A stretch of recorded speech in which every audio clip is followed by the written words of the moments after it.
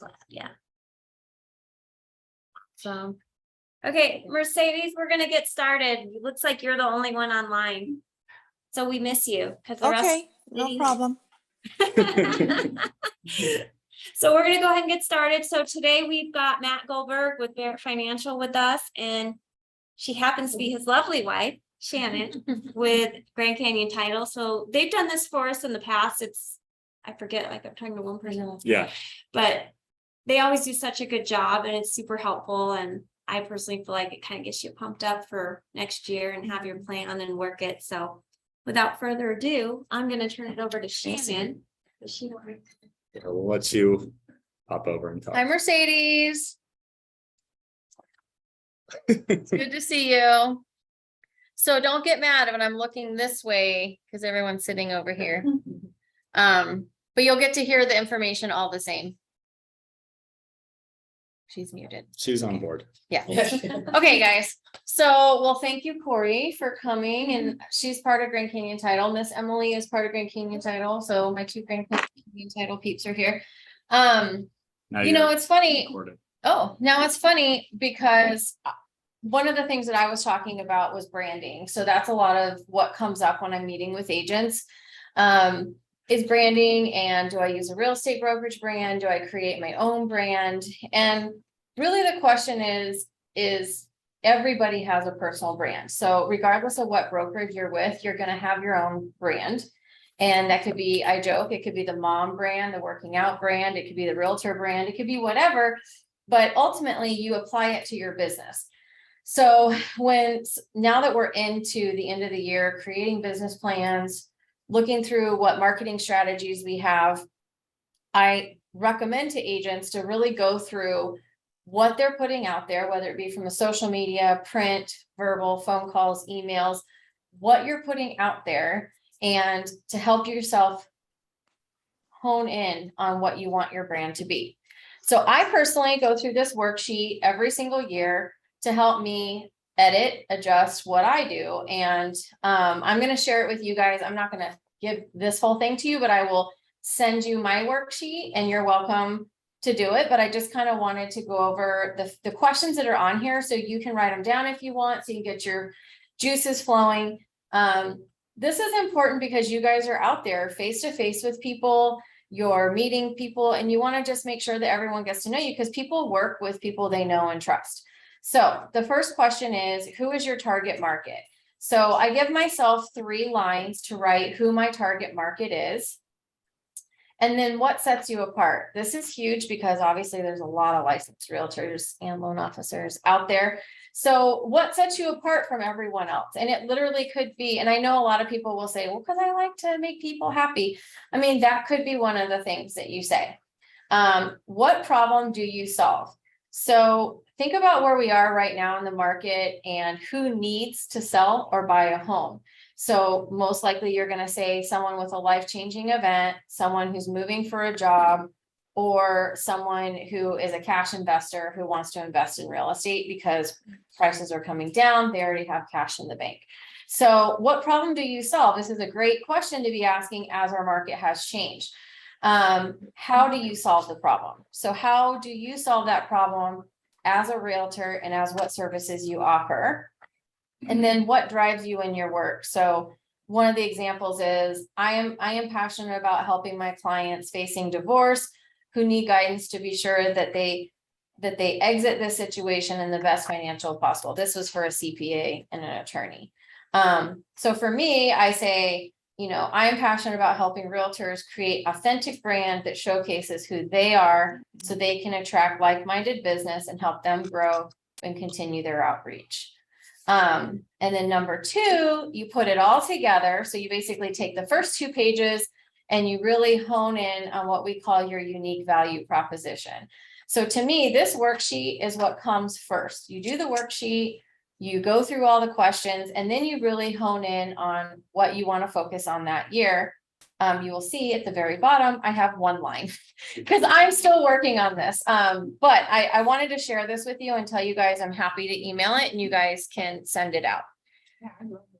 I happily share it. So Matt's going to talk about business goal setting. I'm not even exactly everything you're doing, but you're doing a worksheet goals. Well, not exactly sure everything you're gonna talk about, but I learned this a couple years ago. It was 5 ways to achieve your goals. And since we're here as part of goal setting and business planning, I'm going to share it with you because this is kind of what I do in conjunction with my business plan is I write them down. I see it. So when I say I see it, I do it on a vision board, or I have words that I put out in places or in my phone. I do reminders sometimes to myself. I focus on actions versus results. So especially in our industry, it's really easy to be like, oh, I showed this person this many houses, but it didn't result in a close, or I did so many open houses and no one was there. It's actions versus results.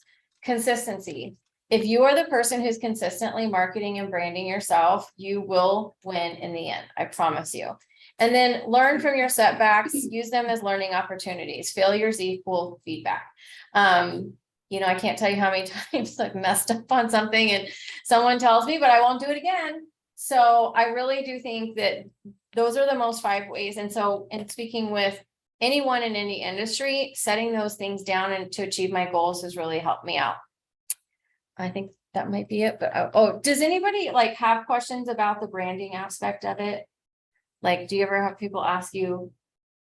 Anybody, I Corey? think that was nice and clear. Yeah. The way you presented it. Yeah.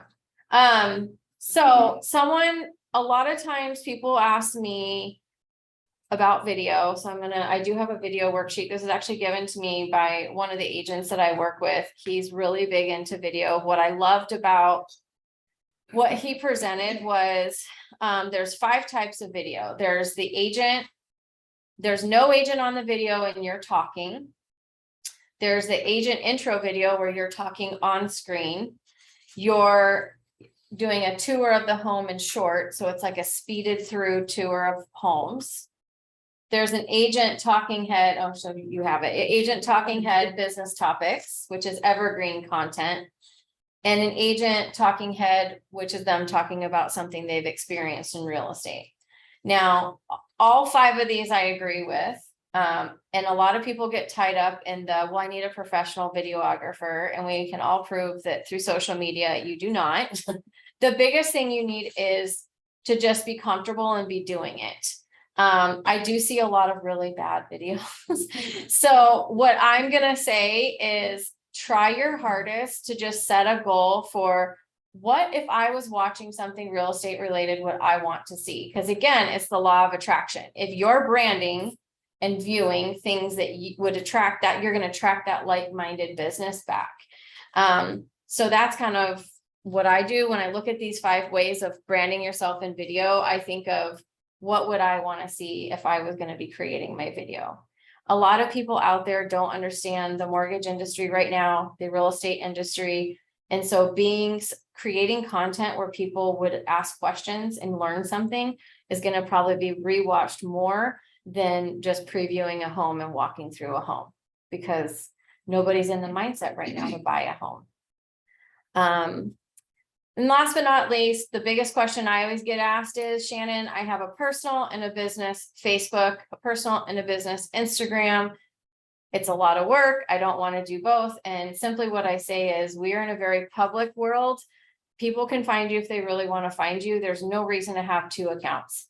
Matter of fact, it almost makes it confusing because people don't know what they want to look at. And if you believe it, the 20-year-olds and 30-year-olds who are Googling you are going to cyber stalk you. They're going to find you, and they will look at where you have the most content about you. So if you just think of your social platforms as a place to educate and put out things that people are going to find you, and keep your personal stuff personal or email or whatever, then you will succeed in the social media marketing. So that's my broad brushstroke. If you guys on the video, whoever watched this, have questions, I'm happy to help. Do you have any feedback? Constructive criticism? I think it's great. I always like hearing it. I think it's a good reminder. And I'm talking really fast, but Yeah. What I'll say to that is that I am one of those people who's guilty of doing bad videos, and it feels better than not doing videos. I don't think your videos. No, I don't either. I am super, everyone's their own worst critic though, is the point, right? And so by doing, we get better. And there's something we'll get into, which is anything that's worth doing is worth doing badly, because no one starts out being great at anything, which is if it's worth doing, you have to be bad at it. I mean, unless you're some sort of crazy prodigy, you have to work up at it. You have to practice and get better. And that's why, I mean, we here are all in sort of different avenues of the sort of real estate adjacent industry. I'm sure we've all been bad at the things that brought us to get together at this table. And so it's okay to be bad, and it's okay to try the stuff. And I am admittedly one of Shannon's probably worst students, and I recognize the value and have not taken advantage of this resource. You guys should do as I say, not as I do. The rest of the stuff that I'll talk about, I think I'm very good at following my own directions. But the stuff that Shannon does is invaluable. And I remember years ago when she was starting out on this, how much time we were spending doing bad videos. Like, what about this? Oh, how about now? And then, you know, after a couple months and after years, like Shannon seems awesome. But I remember how like uncomfortable you were, and like the angles and the quality of the video. And it was like, okay, well, you're right. I want to get good at this, and I have to keep practicing it. And so Thank you. push through is the idea. I mean, with all of this stuff, it's about pushing through it. And it's about the growth occurs outside of the comfort zone. So I think that is true for what Shannon's talking about. I think that it will ring true for what I'm going to be talking about. And if you guys have feedback, I don't have the video in front of me, but I guess I'm on it. This works better if you guys do have questions and you want to talk about something. If you want to just hear me talk, that's fine. We will eventually get to this. The spreadsheet that's on the screen is only helpful with context. If we can run through numbers, it's not helpful until we understand why we're doing it and why we're here. So everyone here is probably at a different stage of their career and a different career in general, right? Like loan officer, sales rep, escrow officer, real estate agent, sales rep. So like broker, there's some, we're all here because of like, in general, we're in this real estate industry, but there's nothing, I mean, yes, what I'm talking about is more real estate agent specific, but it's broad. Like anything that we want to do, that we want to build at, it's important to understand, first of all, why are you doing it? Why are we in the room? Why are we wanting to get better? And Corey, you said it and we weren't recording yet, so I'll give you props. Like just by showing up, it shows that you care, right? Shannon and I will joke about, you know how we know we're going to be good parents? Because we care about being good parents. Like we ask the question, how do I know if I'm going to be a good parent? Well, just by showing up and being in here and caring about developing your business, you probably have a leg up on people who don't show up or who can't commit or who can't stay consistent.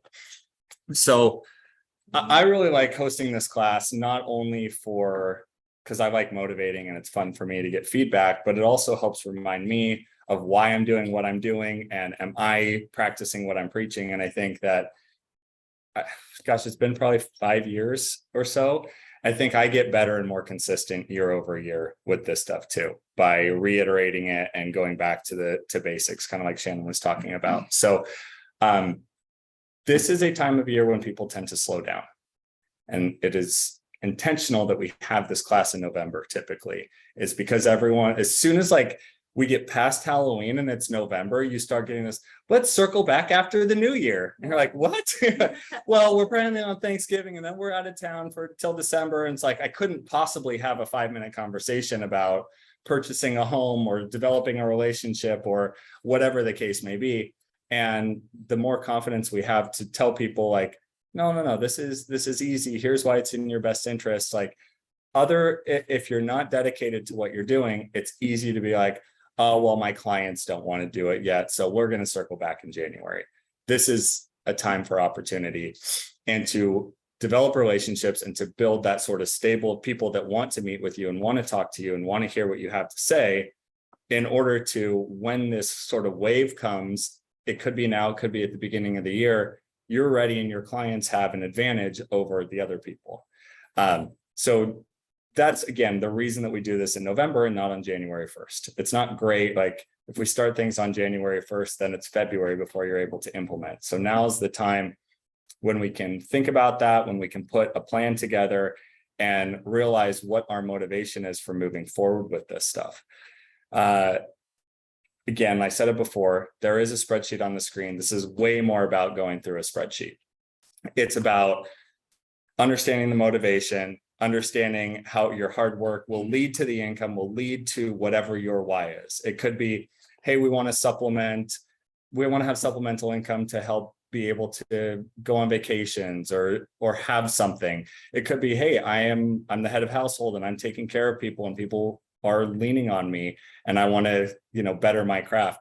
There's a lot of different reasons that people are in this business and that are, we're in this room. And so again, it is important to understand your why and your motivation, because when we leave here, we're not going to have each other to talk about. You ultimately have to be the person that's pushing you to do these things.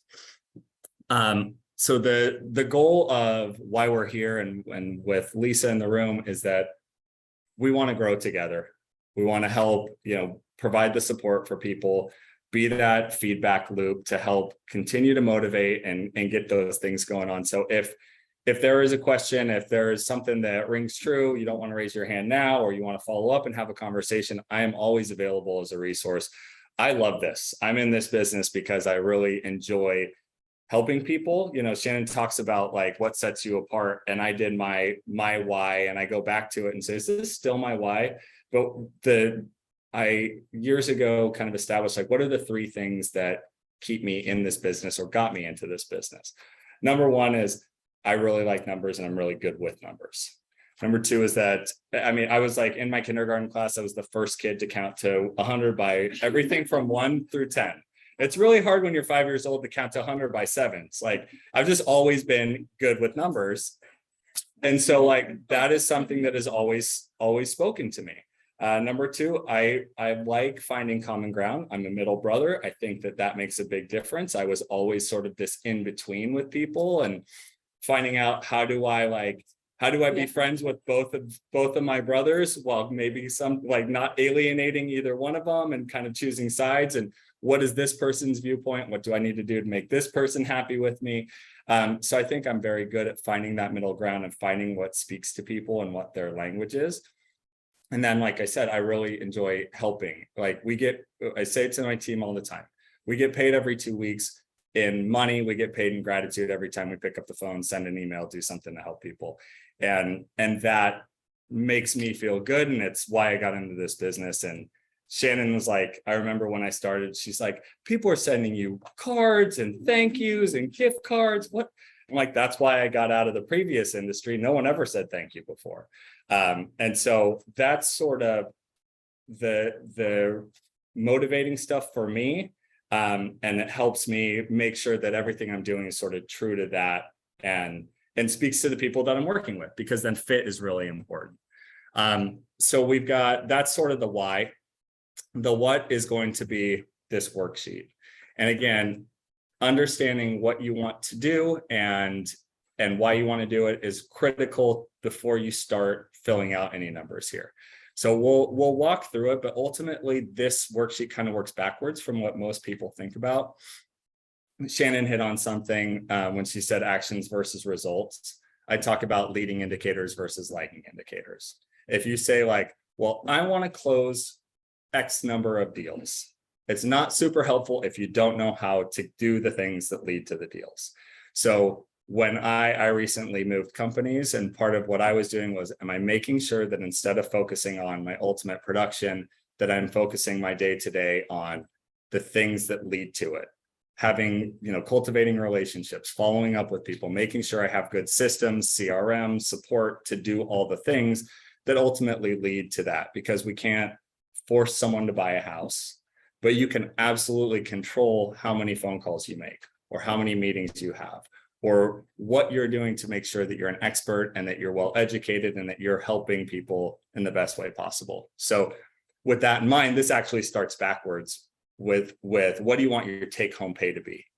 Because sometimes people, especially in real estate, you don't recognize the disconnect between a 3% commission on a transaction on a real estate deal versus what you actually end up making on that when taxes and things come out of it.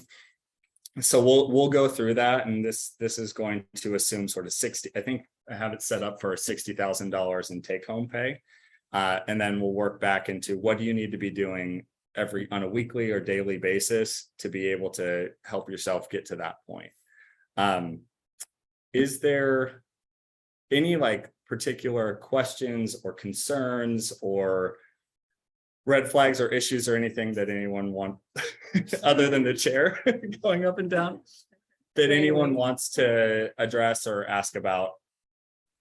Because again, this can be interactive to the extent that you guys want it to be. So when you do the breakdown, does it depend on like what you do for taxes or like Yeah. if you have an LLC or a S corp? some of it, this doesn't get into any of it, like the specifics of it. There's sort of a line for what your taxes are. And the spreadsheet, I'm happy to send you guys. It's got all the formulas built into it so you can mess around with it and whatnot. So we'll go through an example of this spreadsheet really quick, and then you guys can ask questions as needed. So you'll send this out to everybody? Yeah. And it's a little bit awkward because we've got this, and let's move my face out of the way. And it's on this screen, which is kind of weird. Oh, great. You're stuck with me. Just delete that for now. All right, so don't get overwhelmed. This is actually pretty simple. So this column C is this sort of example that we're going through. And then I'll show you the blue cells are the numbers that you can punch in that will automatically start to calculate this stuff. So the example will have 60,000, and then you guys can chime in and we can do some other numbers that are not the same, just so you can see that it can be different. So instead of 60,000, what do you guys want to do here for 150? All right, sign her up. All right, so right, 60,000. And we have That's tax planning class next week. yeah. So that's probably more to your point, Andrea. So this is more meant to be something to help you think through things, as opposed to like, this is exactly what we need to do. So the way it's built, the spreadsheet is built, is that we start with whatever our target take home pay is. And then we're going to gross it up for taxes. So in this case, let's say your effective tax rate is 30% here. Now your gross income in the example would need to be 80,000. And in the example that we're going through here, it's $214,000 in gross. Now that is just for the gross up for taxes. We haven't started to do all the deductions that realtors like to do. Or don't like to do, depending. Yeah. And this is the first place to sort of get back off the spreadsheet and back to the group, which is, again, depending on what we're doing, I'm going to speak as far as like what real estate is concerned. Have to treat your business like a business. If you want to make $40,000, you probably don't. You probably just need to do a handful of transactions and hope that you're calling on people you know, and that could be fine. But if you're trying to, you absolutely can't make $215,000 if you're not treating your business like a business. And that means that there's associated expenses and time and learning and things like that. So that's why there's this line for the expenses, dues, marketing, whatever. You have to have a budget, because what you invest is what you get back. So let's just, again, assume it's 10%. It can be more or less. In that case, maybe 10% is too much on a $200,000. So over to the right, I've got some alternative calculations. If instead you wanted to just put in a hard number, this one lets you say, like, I want to spend, $10,000 or $1,000 a month on my expenses. So each of these alternative calculations lets you, on those gray areas, instead of percentages, it lets you put in actual numbers, if that's a better way to understand this stuff.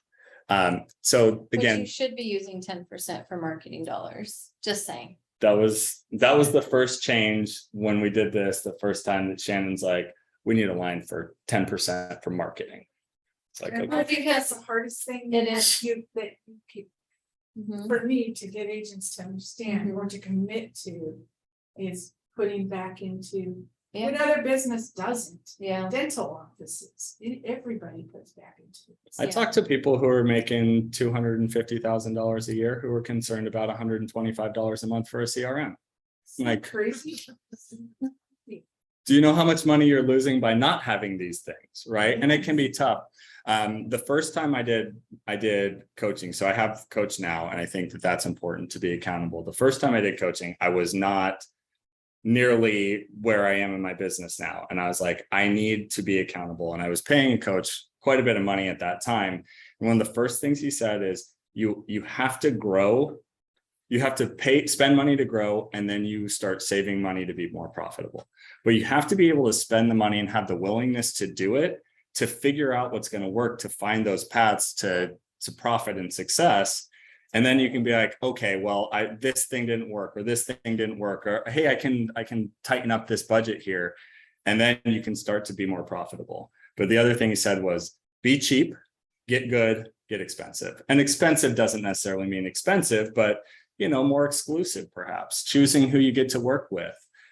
So again, it is, if you want to tackle real estate as a business, you have to treat it like a business, and you have to reinvest in yourself. And if you're doing the right things, it will 1000% pay for itself. I mean, there's no one who would argue that it's had success. What's up, Andrea? So that 10%, it's expenses and dues, like your realtor dues. Yeah, it accounts for all Okay. anything that could count as an expense to your business. It's probably pretty minimal. I mean, if you're talking about in the example column C, 10%, if you're trying to make 60,000 at the end of the year, which is 5,000 post-tax, like that's pretty good take home. You're only spending $8,000 over the course of the year, $8,900 over the course of the year, which is that $800 a month on, your whatever all those things are. So it's important, again, to become comfortable. It does. I know. it But does. to become comfortable with that, and if you're leveraging the right things in your business, it should be making you exponential so returns. I'm gonna say that real quick. So he hit the nail on the head. If you're leveraging those things in your business. I meet agents all the time, I'm sure Corey too, who have a CRM or have either no CRM but mostly have it and don't use it. Wouldn't you agree? Yes. They And have they're- it or they And they're don't not use it. calling on their past clients. But I think that goes back to. This is a business and your business is talking to people. And. It's one thing if you're like, I don't know who to call, but it's another if you have a database and you're not calling. Yeah. Everyone at Bliss should have one. We have sync that we Right. provide for them and all their contacts. But that's a perfect example. And like, for me, that's a perfect example. I mean. It always sends it home for me because most of us have a database. Even you have this. You have a database. This is the phone. Shannon was holding up her phone. Oh, This. To that point, about that there is an app called, I think it's called Covey, COVVE. It's like $3.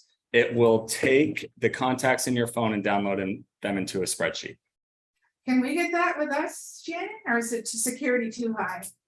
I don't know. That's a good question. Yeah. I'm gonna look into it. I was on a Zoom call Yeah, on like a coaching thing.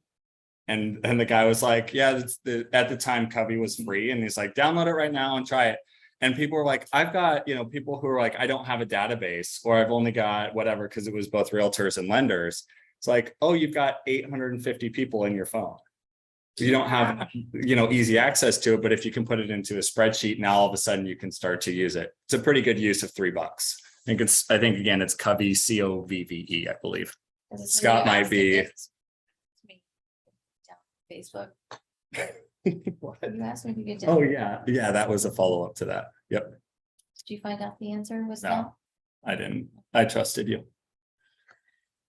So moving on, treat your business like a business, invest in yourself. The next thing here then is that you've got, if you're in real estate, almost everywhere, you're gonna have a commission split or a commission cap. So, whatever that is, if it's a percentage, you can put it in, 10%. If it's a cap, you can use this column M and you can put in a hard cap. So if it's $18,000 a year, whatever the case may be. So now using Corey's example of 150 grand in take home pay, your gross commission income needs to be 264. That's a pretty stark contrast, right? If you were to just ask someone, what do I need to do? What do I need to do to have, $12,000 a month in spending money? Well, you got to be doing more business than that. So once you're the numbers guy, tell us how many deals that is. We're on the way. Thank you, Corey. It's right here. Well, what's your Venmo? I mean, thank you for that one. So next question, how many transactions do I need to close, right? So this is where tracking past information is really important. I think you guys do have something that any of the agents can go back to and see what they've done in the past year. Is there something? If you don't, if you're not tracking, oh, I think you used to have like something sumo or, Yeah. okay. It is Okay. tracked in there and it did carry over caps, but it didn't like carry them necessarily. Well, if I know Wouldn't realtors, agents know how much They deals should they've done? know. the one thing I was gonna say that realtors are really good at keeping track of is how many deals they've closed and how much they made. So it's pretty easy to go back. Well, I mean, but it's important because what you feel isn't real. And if you're just going off of, oh, I think I did pretty well. I think, most of the time I'm making 3%. And then you go back and you're like 2. Oh my gosh. Okay. So that's not accurate. And you have to go back and track this stuff. Yeah. I would usually, if you're not sure what this number is for your average commission, go back to, look at 2022 year to date. What have you closed, right? So what's the purchase price and what was your or sales price? What was your commission? And you do an average, find out what your actual average commission is. And if you don't know, I put it to the spreadsheet. Like since it didn't carry over, I have it. So Oh, if you when- don't when you have it, you started? need it. I do. have it. So when we started Sweet Because it- Assist, that's when it started calculating? Yeah, Okay. so Robertson went away, so you can't see those transactions, but it carried the cap over, but it didn't necessarily carry over like specifically your. Oh, okay. And obviously If it's, you're new and you don't have that yet. use 2.5, 2.75, 3%, whatever, whatever you need to be. Yeah. And obviously changing markets has an impact on it too, right? If you're a listing agent that was doing a lot of listings in 2021 and early 2022, what is it, 5.5% average commissions or whatever. But now, maybe that people are taking 2%, more often or 2.5, or even getting skinny and doing something for 1.5. I know that in this market, it can be tough and you might be in a situation where it's like, I want to provide this service and get this taken care of, and it's going to get a little bit skinny. So look at that number because each of these, has an impact on what you're doing. So let's use 2.75 as an average commission here. So now you have to close $9.6 million in sales volume. Is that a lot or is it a little? Well, if you're doing $2 million transactions, it's not that much. You got to do four to 5 deals. That's what the next one comes in. What's your average sales price? I believe as of most recent, it's something like 470,000 in Maricopa County is median sales price. I just So- looked it up, it's around there. So 400 grand is pretty low, but obviously also if your average sales price is $1 million, your average commission might not be 2.75, right? It might be closer to 2. So let's just use 500,000 as an average here for Corey. So still looking for the number. of We're- transactions. But So here we don't- go. So that you're making 13,750 per transaction, right? And I put all the formulas on the right here. So you can see that to calculate this, it's J. And then it equals H times J. So 13,750 per transaction, you're trying to make. Deals, guys, we can do this. And what would you say, Shannon, about 30% of agents do 20 deals or a quarter of agents? I mean, the stat, yeah, the stat, it's not high. I mean, the average this says the. Well, the average agent is doesn't make 12. $250,000 in gross commissions a year either. No, I'm saying the average agent does about 12 a year. It's one a month. Because it won't always have one a month, they'll have, two or Yeah. three. yeah, and then That's it might why be always nothing happens. You have for a like couple nothing for months. months, then bam, Yeah, you have because all like your four. marketing efforts build up, and then if you get busy and you work in your business versus on your business, and so it's like this. Mhm. Try to avoid that. I think, so just question, but maybe this is built in. What if you're like, instead of working from the top, what if you say, I want to do 12 deals a year? Will the calculations Oh, that's. a good calculate the question. reverse? Start at the bottom. Or is that more CPA? No, for but you? that's really easy. If someone here or there wants to talk about like, what if I just want to do 12 deals? That's actually easier because now you can just go 12 deals, whatever your Okay. average. It's much more direct. I just And that's how wanted to- most people think about it, right? Is they go, if I do one transaction a month and it's 500,000, I make 3%. Like most people sort of think I wonder about if it I could that do way. this for our business, our Grand Canyon title business. So that, where that target transactions, you would put 12.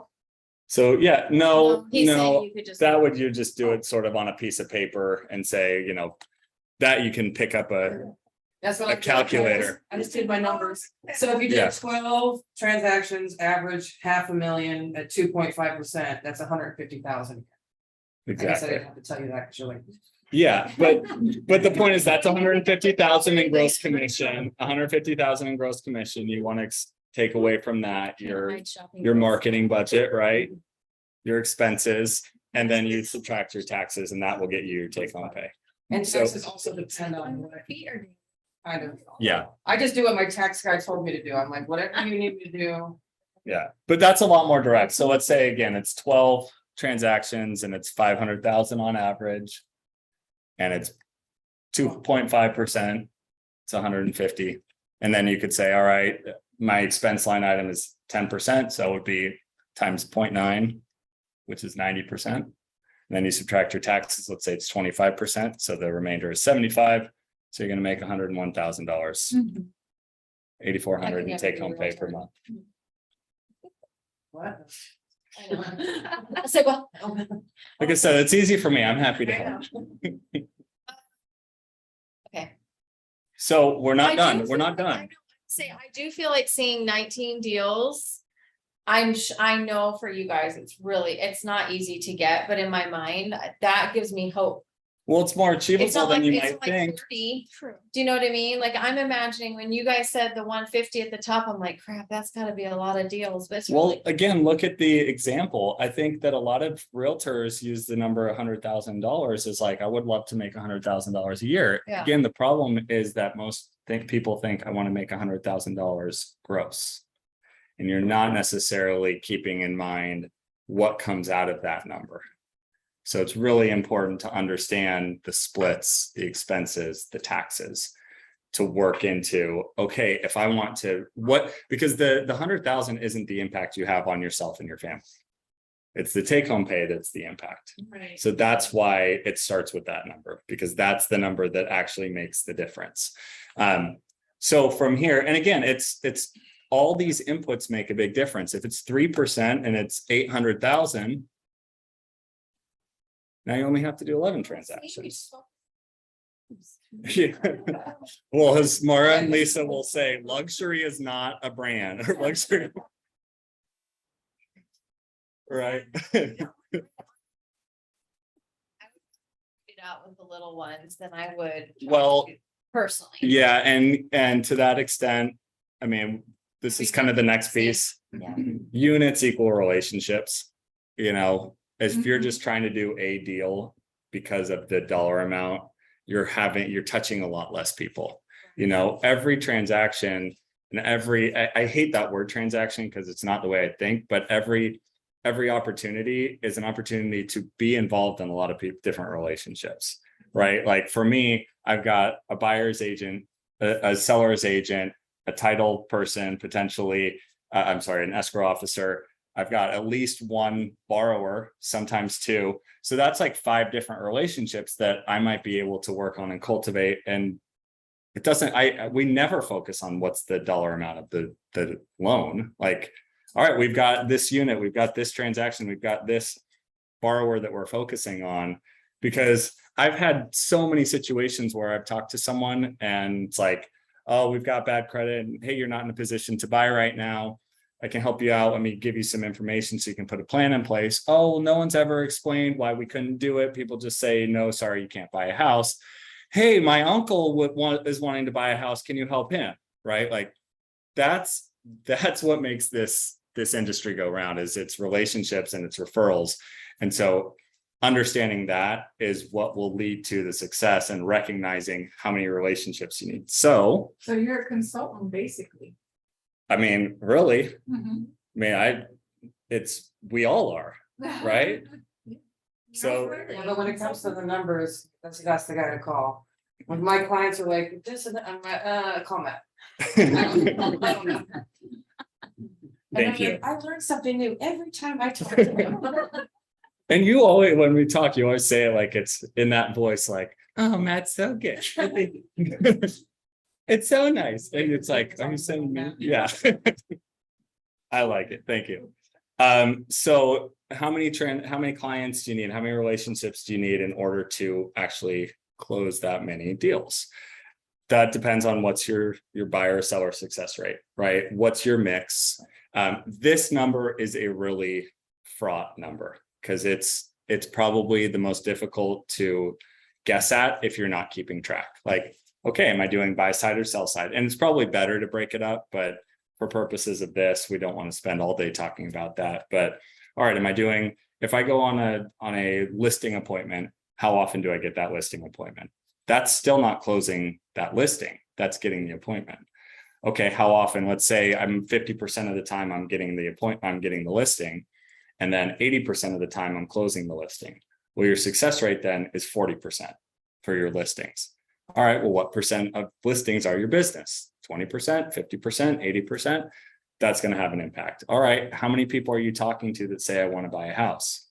Having a conversation does not mean they're buying a house. All right, from there, who are you actually talking to and getting in your database? Who's getting pre-qualified? Who's going out and looking, getting under contract and closing on a transaction? So that is the success rate, it's the close. So it's important, if you can, to track parts of your business. It's really difficult to do it, but to have an idea, or at least to think about it in that way, is important to filling in this number for you guys. So 25% is actually probably pretty realistic, maybe even lower than that. But let's use, we can use 25%. So 1 in 4 people that you talk to that are interested or buying or selling a home, you actually end up helping them buy or sell a home. So with that, it means you're going to need to have 77 target clients or leads in order to close these 20 loans at $500,000 a piece at 2.75% to get $150,000 in take-home pay. But that's only 6 per month, and it's only 1.5 per week. So it's every 2 weeks you need to be connecting with 3 people. You're just talking to them, right? Yeah, we're just talking about making connections. So if you distill it, it's realistic. If you're talking to your database, if you're going out and sharing what you do and trying to cultivate those relationships, then it's more realistic than you think, even in this scenario that we just did, which is a pretty lofty goal there. So that is ultimately the take home, which then, how do you achieve your goals? You get back to basics. You focus on those leading indicators. How many calls am I making? How many relationships am I cultivating? Am I setting up meetings? Am I asking for business? Yes. Well, I had something. Yes. Underneath your number 4, is there gonna be something? Because I want No. to say something. Go ahead. Okay. Thank you. Getting back to basics. I have something, don't let me forget. So yeah, okay. Write it down. Right. I have it. So part of that, I'll use Andrea as an example because we work together and she has seen it and we've had these conversations. When you're talking to people and you are offering yourself as a resource, you have to make sure that they know that you're a resource and that you're not just a resource for them. Who else do you know, friends, family, or coworkers, that is looking to buy, sell, or refinance? And you may only be a seller's agent, and you might be a buyer's agent, and say, why would I ask about refinancing? Because it's an opportunity to talk to someone, and that person might say, well, I don't know anyone that's doing this, but I know someone that's doing that. So again, being able to ask, and again, Andrea and I have done some transactions recently. And it's one of the things that we're focused on is, hey, we're helping this person during their transaction. Who better to ask for business from? We're helping them. They're happy. They're excited about it. Hey, are you talking to people at work about what we're doing? Is there anyone else at your work that's scared about buying a house, or that's interested in buying a house, or needs more information? We're here to help. Not only are we available to help, we want to help. Like, it's a difference, right? This is my career. I'm a loan officer. I'm not going anywhere. Not only am I willing to help, but I really, really want to. The more people that I can help, the more people I can connect with, the better off I believe everyone is going to be. So can I count on you to connect us? And when you think of it that way, you go, oh, it's probably pretty easy to connect with 1 to 2 people a week. So that's the what part of it. Honey, did you have? Sorry, Shannon with Grand Canyon open Title. houses too. Yeah.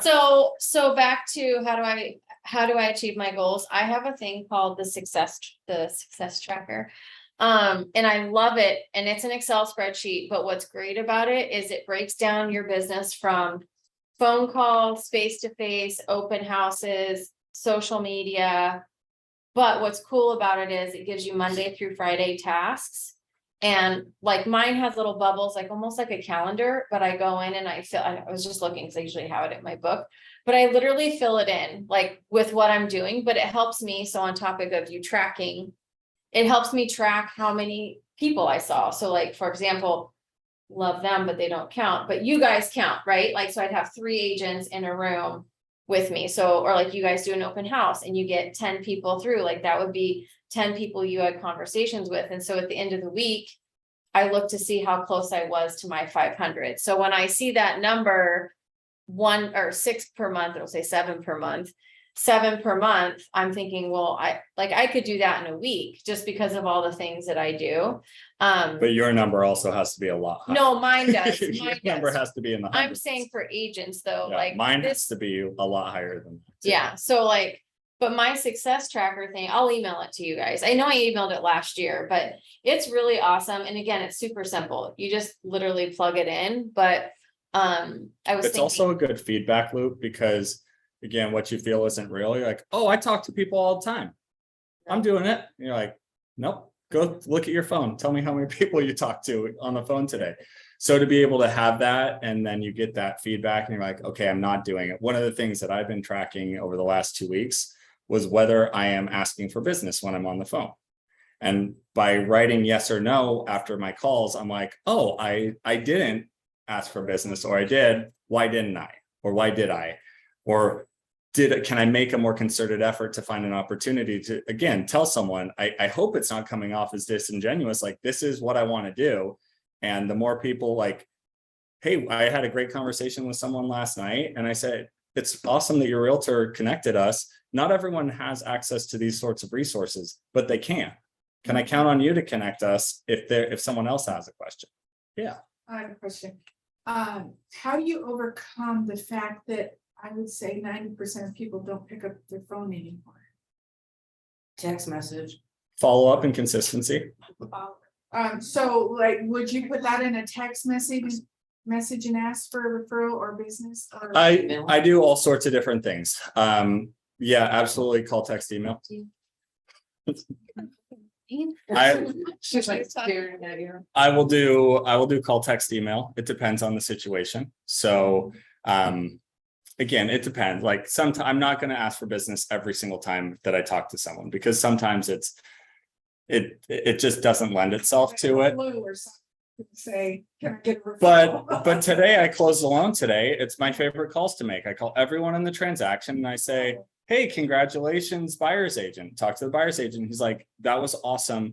Where can I leave a review for you? And I make sure to ask him like, hey, I know that you do this sort of thing, but I want to reiterate that, and so then I call the buyer, and then I call the buyer's spouse, and then I call the listing agent, because you never know when there's going to be an opportunity. That's 4 times asking for business. With all of those people, I'm going to follow up either with a text or an email. So there has to be something, because I think if you just are saying it, you're not solidifying it, because you could have a good conversation. It's like, that was great. Who was that again? Like, Yeah. I know there was someone, and so, hey, it was great talking to you. Just wanted to follow up, I'd love to help out. Here's my information, blah, blah, blah. Feel free to connect us however you want. Group text is basically, that's the biggest thing that I'm pushing on for connecting now is, can you connect us via group text? It's easy. Want to make barriers to entry easy. Hey, I'm available. We can have these conversations. So I always try to follow up with some form of writing to sort of materialize and memorialize. I think it's a that great aspect. thing that you're doing that. The lender and proposing. I hear so much out in the industry that lenders aren't It's taking crazy. advantage of that opportunity. People are happy. I can't tell you how often we get a good lead from that conversation. I probably 1 out of 2 closings, there's someone turns into a lead. Because they have questions like, I mean, it sounds kind of strange, but like we have friends who we've known for years who I'm thinking of, but Mhm. was like, they asked me a question about lending and I'm like, well, I'm not the person to ask, you need to talk to him. But like, they're not really in their minds looking to buy right now, but they want to understand what's the pulse in the market. And even having those conversations is important. And I was thinking about that, like I was talking to some realtors the other day and I was saying, there is a lot of negative information out there, but I think if you work in a partnership with a lender who understands how buyers can buy and how the market can change and refinance and rates and all that, it can really help educate them. You'd be surprised how many, Yeah. Can we turn up the thermostat? no, you'd be surprised how many people are like buyers and sellers are not educated. And the lenders that they talk to don't 69. are like, wow. so sorry. It And is. like, and then they talk to like, and that's why, how many people I've sent to Matt that already had a lender and they switched like that. I love it. Because they have like, oh, this lender was my uncle's best friend's son, and then they have zero information and, yeah, because Jeremy, like, he was scared to buy. He wasn't gonna buy. Terrified. But that's a good example of, you have someone who's like interested in buying. He's not going to buy because he doesn't have the right information. And I'm not going to just make this about me, but he didn't have the information. And then by helping him like get the answers to the questions that he didn't necessarily know he had, now all of a sudden he's excited and we're explaining like the benefits of doing something in the deals and blah, blah, blah. And then a week later, he's under contract, right? And now he's like your best friend. I know, And, and buyers get, and like Matt has taught me, is that buyers get in their own heads. Yeah. They create these obstacles that aren't really there. Yeah. Like, I have to be at this payment, or I have to, like, only put this much money down, or have this interest rate. Yeah. And that, I mean, for more like a real estate perspective, again, people can get in their way. People who are scared or confused aren't going to take action. And they're not always going to tell you that they're scared and confused about something.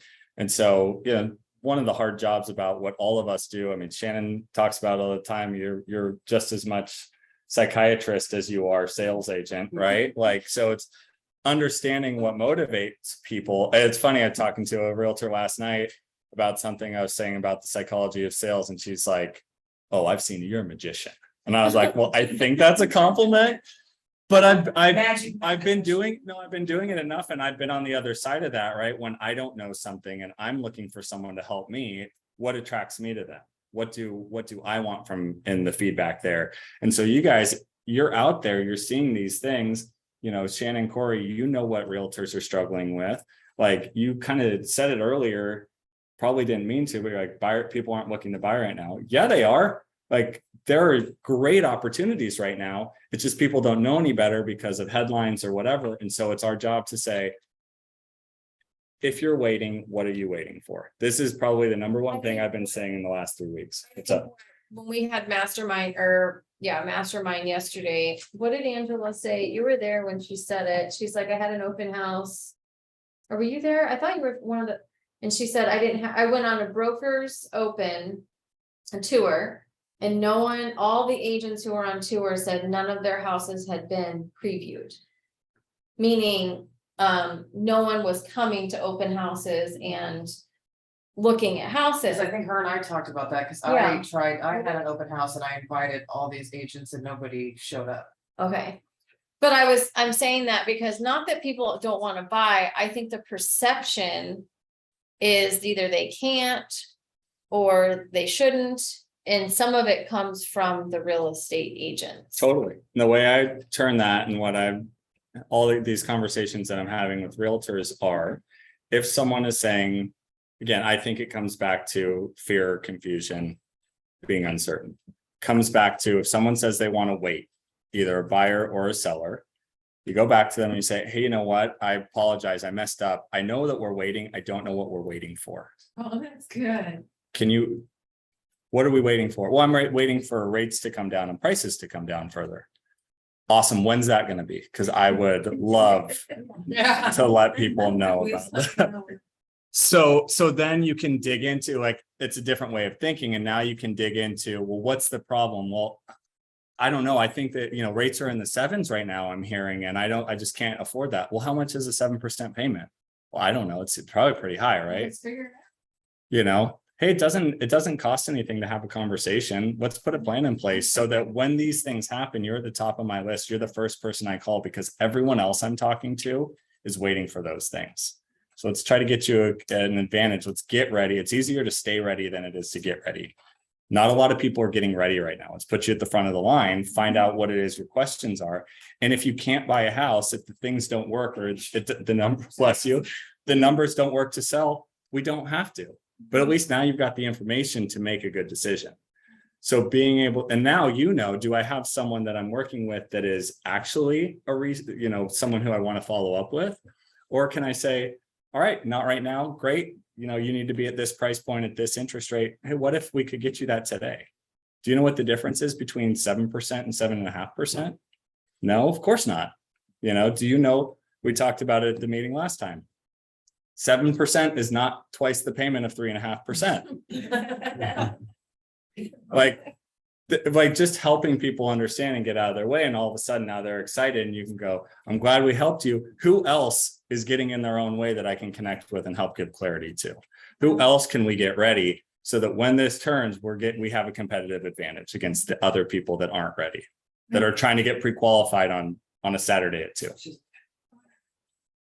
You're over it? She's like, I'm tired of hearing this. Yeah. Yeah. Conversions like that.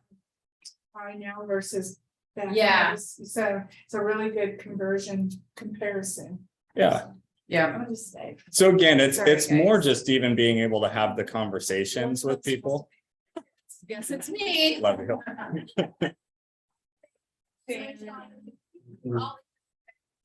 Thanks. So that's the idea, is that we're having conversations and finding out, are we working with the right people? Who else do you know that we can be working with? Because there's no reason that you can't have like more qualified buyers or sellers that are ready whenever that time is right. Let's figure out what that is. So I think that's a big part of an opportunity that exists right now, because a lot of people aren't confident enough to ask that question. And I think it's awesome. And when I came across it, I think it's just a great tactic, and everyone can use it because everyone has a different sphere of influence. Hey, are you waiting? What are you waiting for? I don't know, for rates to come down. Yeah. Because people I've heard. I don't say that. People but- buy for the price of the home, they buy for the payment. Don't you agree? People buy for all sorts of reasons, though. Everyone's different. So everyone's got, again, what I try to find is what's your pain point? Because people, when it comes to sales, people go away from the thing that brings them pain more than they go towards the thing that brings them happiness. And so if it's, I don't want to be a renter, I'm willing to pay more for a house because I don't want to rent. We need more space. We can't be confined to this or whatever. I can't keep living with my dad, like whatever the case is, people will find a way. And if you help them find the solution and then also say, well, this is the first step, and here's maybe the next step, and here's how we put a plan in place so that you can achieve all of these things. Now they feel comfortable. Now they've got peace of mind. Now they can move forward confidently. Or they can put a plan in place and say, all right, cool, this is great. Now we know what you're getting at. And we can follow up on deliverable, measurable things. So Why do you think people are scared though? Cause I get a lot of that, cause I had that renter for the third time and you're like, what? They're waiting for? I'm like, interest rates, payments, they're scared. And I'm like, And- why are they so afraid to talk to someone about it? yeah, I mean, that's the thing. I think there's also some safety in ignorance. I was, No.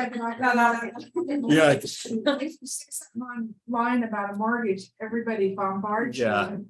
That's what I hear. yeah, we actually, when we like do an application, we remove the phone number and email address before we pull a credit report. So that it's harder for the credit bureaus to sell that information on credit pulls. And so there's less of that stuff. Cause people are scared about Absolutely. But again, it's okay. Well, I don't want my credit checked yet. Okay, like Shannon was saying, the friends that I'm going to talk to, I'm like, I'm happy. I know it might be personal information. I can talk to you. I can talk around your situation. We don't have to. And again, if you're not, like I've said to them, if you do want to move forward and you're not comfortable sharing your information with me, I will connect you with someone that I know and trust that can take good care of you.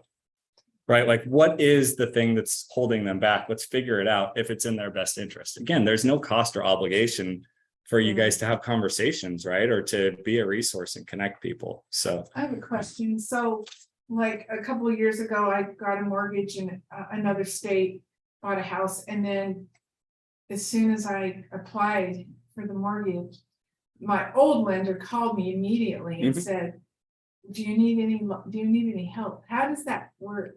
well, there's I don't know if it does that. there's a lot of like passive credit monitoring services that will do that. So like most lenders, if they've done a loan for someone, will have something like that. There's what's it called? There's something like monitor that like does a ping to, hey, So Corey's applying, but they don't know what.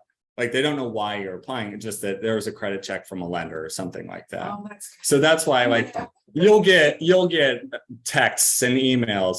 Hey, looking to refinance? Like, no, like, yeah, whatever that is. So I don't know. The answer to the question is that the bureaus will sell your information. So like the 3 credit bureaus actually are allowed to sell the information that your credit has been checked. And there's plenty of companies that pay for those leads. So all they're getting is Corey Johnson had her credit checked by a mortgage company. And now 15 different mortgage companies can reach out and be like, hey, it's ABC Mortgage of Utah. Like, yeah. And yeah, it's a profit center for the credit bureaus. It just feels so basic. Yeah. Yeah. No, it's invasive. And again, removing that personal information does help a little bit. It definitely cuts down on it. Yeah. So that's, I mean, something we do, but a lot of times people will say like, hey, we had our credit checked, and people calling. If you want to talk to someone, go for it. And sometimes like, I would love for you to do it. Call them at 5:31, see what happens. Yeah. So I mean, I really like the dialogue. I want to be sensitive to everyone's time. I know we've got the room until 5, but is there anything specific that you want to hit on or touch on? I don't know if there's anything you guys want in particular for help for kind of planning for next year. Cause I mean, basically, what's your goal and then how do you get there? Mm-hmm. So you can work your spreadsheet. I mean, you can do different numbers if there's something somebody wants to see. It's a great time to buy. I mean, like you said, why are you waiting for? You've got inventory, you've got options, you've got sellers that are willing to make a deal so you can get the payment there. You don't have to pay 100,000 over. Yeah. It is pretty crazy that people think that it's better to have bought a house for $40,000 over asking at 3.5%. I mean, there weren't a lot of 2.5. I mean, we all have good pricing. You're not getting 2.5 unless you're buying that rate. And there are some people, but like I'd say for the most part, a lot of people, well, a VA loan, a lot of people you know, we're doing that sort of stuff. And I'd say most people are we're in the threes though, that were, yeah, you saw a lot of stuff. But yeah, I mean, it's important to understand the value there and the difference in the payment. Like I went over with Scott and Robin, we did an example and it was like, okay, let's just look at the difference between the 3.5% and 7%. It's like $890 a month difference. Like, whoa, but you're saving like $40,000 up front compared to what the markets were like there. Yeah, you can always refine it. Station. Yeah. Or just helping people understand, hey, I know you've all heard the marry the house, date the rate thing. That overly simplifies it. But the point behind that is the rate is transitory. Real estate has always been shown to appreciate over a long enough time period. Even people that bought homes in 2007. I bought a house in 2006. Like, yeah, it took time, Yeah. right? Took me a while. But your payment doesn't have to change during that time, right? And so like it can only get better, which is what's cool. Almost always with real estate, it only gets better. And if you start, I mean, again, I don't want to get into all the details of all the things I say, but if you get into understanding the cost of buying a house, if you're not buying points, it's only like $3,500. Like what? What about my 20% down payment? That is not a cost, it's an investment. You know, so all right, 5% down payment on a $50,000 house, or $500,000 house. If that home appreciates 5%, you just made 100% rate of return on your 5% investment. What Matt? other opportunity exists like that? And if you have that home for 2, 3, 4 years, you know, that's where you guys have, I'm sure, all seen the opportunity. If someone buys their first house and they use the equity to be able to buy their second house, and that's the sort of stuff that we try to focus on when we're having conversations, is the opportunity, because the only thing consumers know to focus on is interest rate and payment. And it's applicable, but it's not the whole story. And so to be able to help provide context and bring comfort, and again, I don't expect you guys to be able to do all that, but to say, hey, this is a really good time to buy. If the only thing you remember is, hey, there's some really great opportunities, let me connect you with someone, like that's enough. Because the first thing I do is the agent uplift. That's so cool. You're working with Nicolette. She's awesome. That's fantastic. I'm so glad that she connected us. Who else do you know that she could help out? Right? Like what's help you understand what opportunities exist. And again, understanding and believing that this is a good thing. And if you're in the right career and you should believe in it, sharing that with other people instead of, I get it, I wouldn't buy either. Or like, yeah, it is. I can.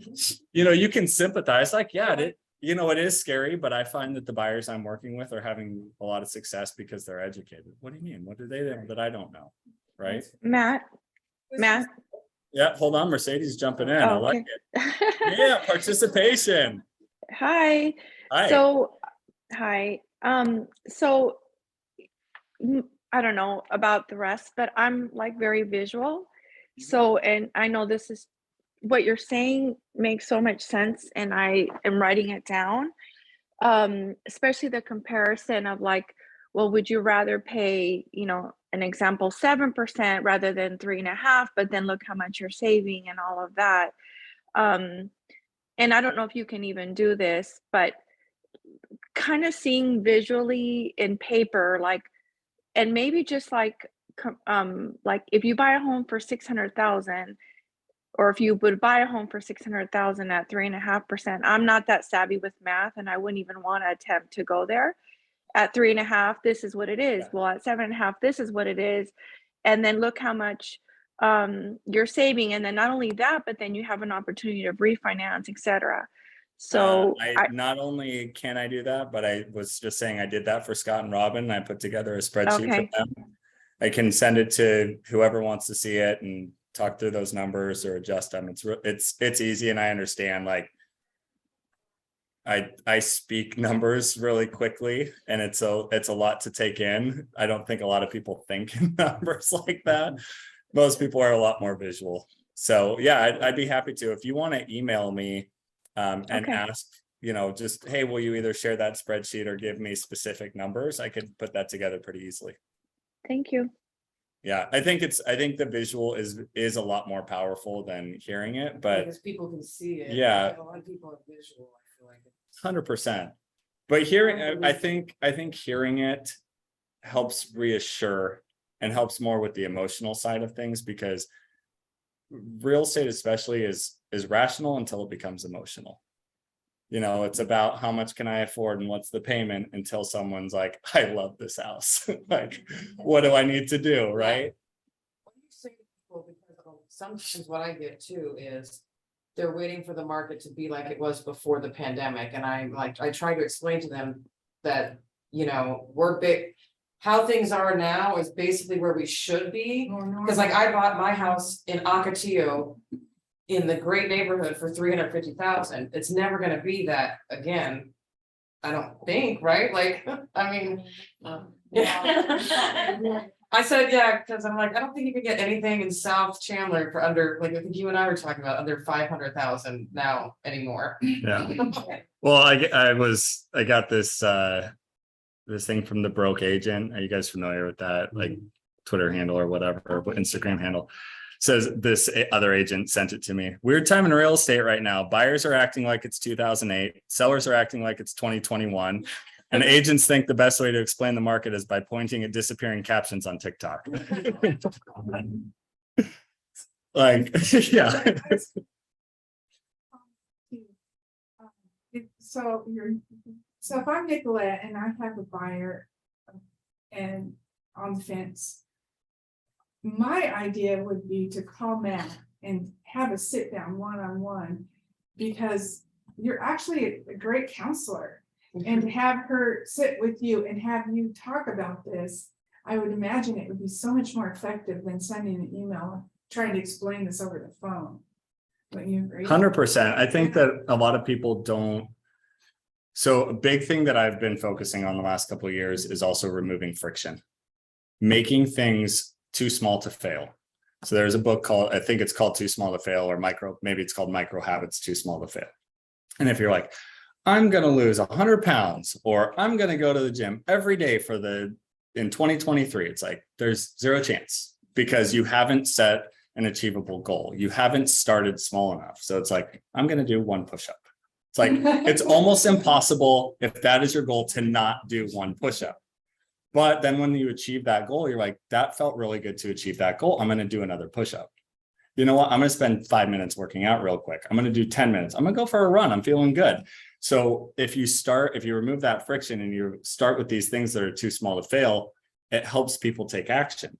So instead of, and I talked to someone the other day, and I was like, you can't say you need to get pre-qualified, because people don't know what that means. They can't visualize it, right? So a lot of people I think of is like, oh, so I need to be like in my home office in front of a computer with my taxes. And it's like, no. So it's, hey, you should chat with my lender. Can I send a group text? Something like that. Oh, I don't have the time. Well, what are you doing for lunch tomorrow? Well, I'm going to go pick it up. Do you have 3 minutes that you can give them a call in the car? Yeah, well, I could do that. Okay. Well, what can we do in 3 minutes?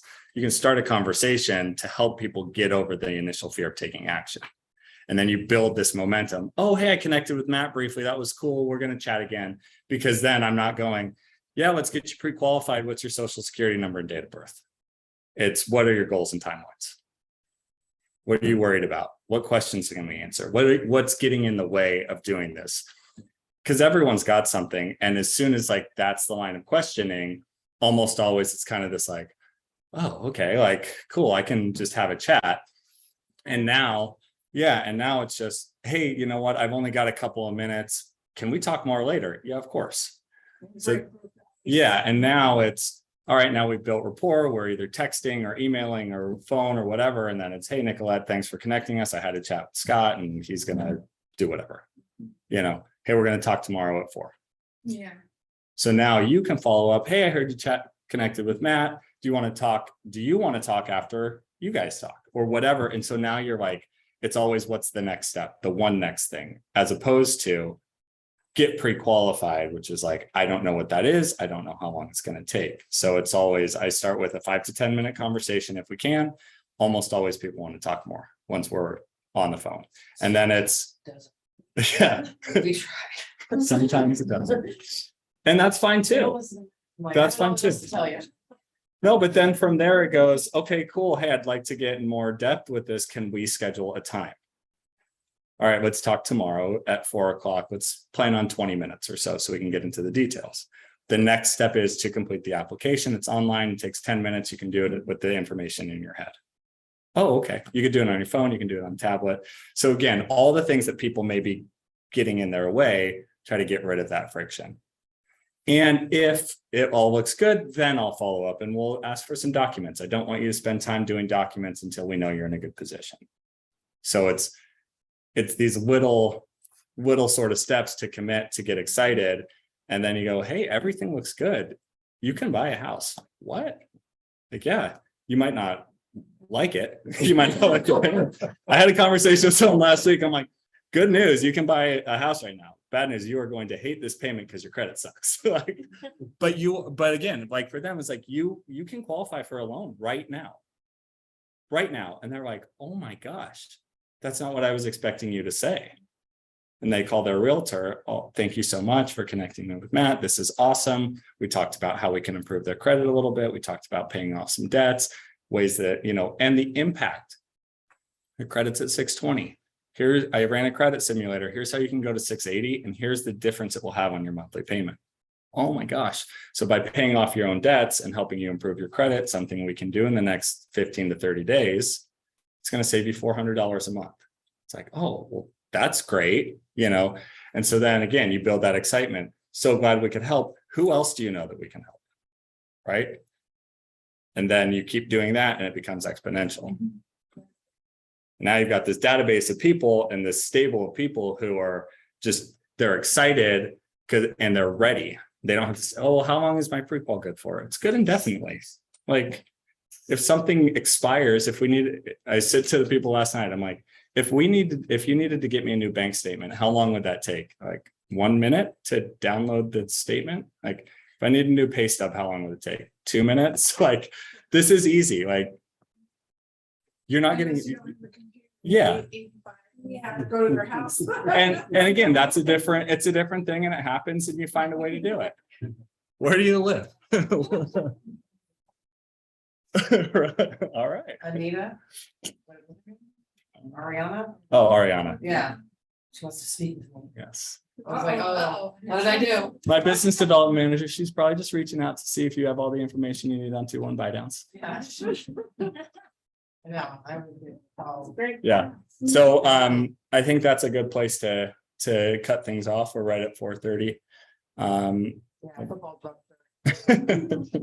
So just like goals want to do for the year, and like Shannon was saying, she can send you her tracker thing. Yeah. And then I know it's probably overwhelming, but just I think then this you next- plan out your activities every day. Today I'm gonna do this, and you break it down to such a small thing, and as long as you stick to it, like the 1 push-up or the 2 Mhm. push-ups today and 3 setups tomorrow, and before you know it, if you stay consistent and talk to people and keep your plan going, then you get success. Yeah. And it all kind of comes together and the clients start trickling in and it becomes a very even flow of business.